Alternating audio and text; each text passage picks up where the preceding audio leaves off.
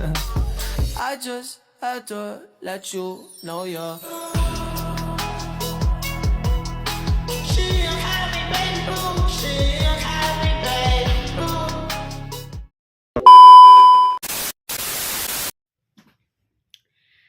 Bayangkan, Inggris di awal abad ke-19, asap pabrik mulai menutupi langit London.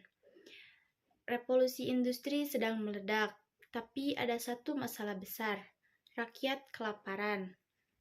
Harga gandum melambung tinggi karena hukum yang egois bernama Crown Laws. Para tuan tanah kaya raya menutup pintu bagi gandum impor agar mereka bisa terus mendikte harga. Di tengah kekacauan ini, muncul seorang pria dengan pikiran setajam pisau bedah. Ia bukan seorang profesor yang membosankan. Ia adalah seorang pialang saham sukses yang pensiun dini setelah meraup kekayaan jutaan pound sterling. Namanya David Ricardo. Dunia saat itu percaya bahwa sebuah negara harus memproduksi segalanya sendiri untuk menjadi kuat. Tapi Ricardo datang dengan ide yang terdengar gila. Jangan buat semua barang. Buatlah apa yang paling murah yang bisa kamu buat, lalu tukarkan dengan sisanya. Dalam 8 menit ke depan, kita akan melihat bagaimana teori seorang pria di meja bursa menjadi pondasi bagi gedung-gedung pencakar langit di Singapura, pelabuhan raksasa di Shanghai, hingga smartphone yang Anda pegang saat ini. Pemerontang dari lantai bursa, David Ricardo lahir dari keluarga Yahudi keras. Ayahnya adalah seorang pialang saham sukses, namun Ricardo adalah seorang pembangkang. Ia jatuh cinta pada wanita Unitarian dan pindah agama. Akibatnya, ia diusir dari keluarga dan dibuang tanpa sepeser pun warisan. Tapi Ricardo punya otak yang berfungsi seperti mesin hitung. Tanpa bantuan modal keluarga, ia terjun ke bursa saham dan menang besar. Ia menjadi salah satu orang terkaya di Inggris dalam waktu singkat. Namun, kekayaan tidak membuatnya puas. Saat membaca buku Adam Smith, The Wealth of Nations, Ricardo merasa ada yang kurang. Smith berbicara tentang tangan tak terlihat, tapi Ricardo ingin tahu bagaimana mesin itu bekerja secara matematis. Ia melihat Inggris sedang mencekik dirinya sendiri dengan proteksionisme. Ia melihat para elit memperkaya diri sementara industri rakyat terhambat. Ricardo pun turun gunung. Ia membeli kursi di parlemen, bukan untuk kekuasaan, tapi untuk menyuarakan satu kebenaran ekonomi yang pahit. Keajaiban keunggulan komparatif. Inilah momen di mana sejarah ekonomi berubah selamanya. Ricardo memperkenalkan konsep keunggulan komparatif. Mari kita sederhanakan. Bayangkan dua negara, Inggris dan Portugal. Inggris jago membuat kain, Portugal jago membuat anggur wine. Secara logika, jika Portugal lebih efisien membuat keduanya, apakah Inggris harus menyerah dan berhenti berdagang? Ricardo menjawab tidak.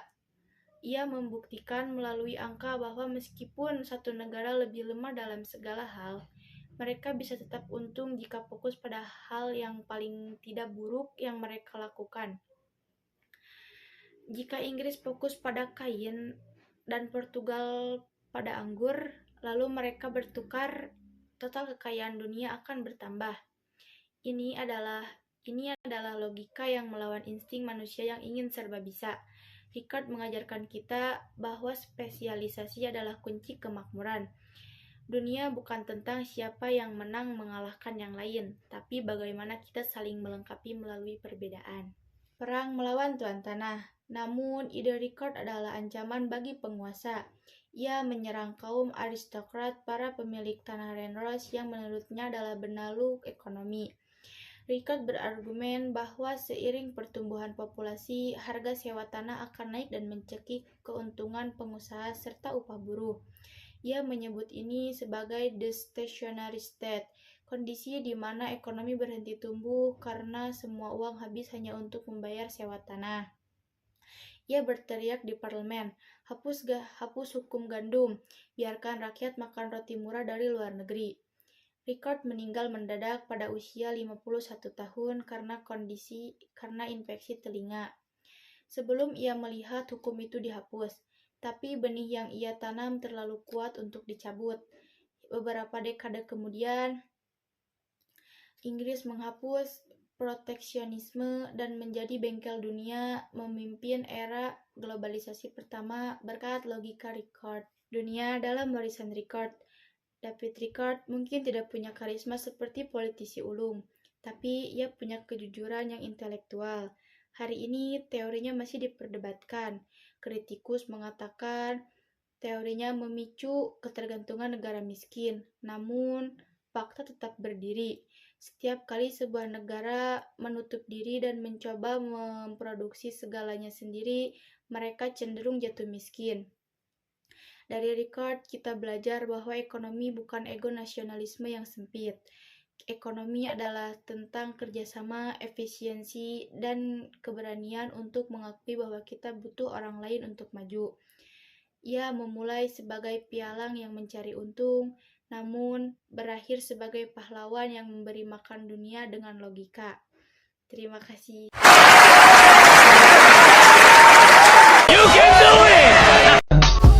I just had to let you know you're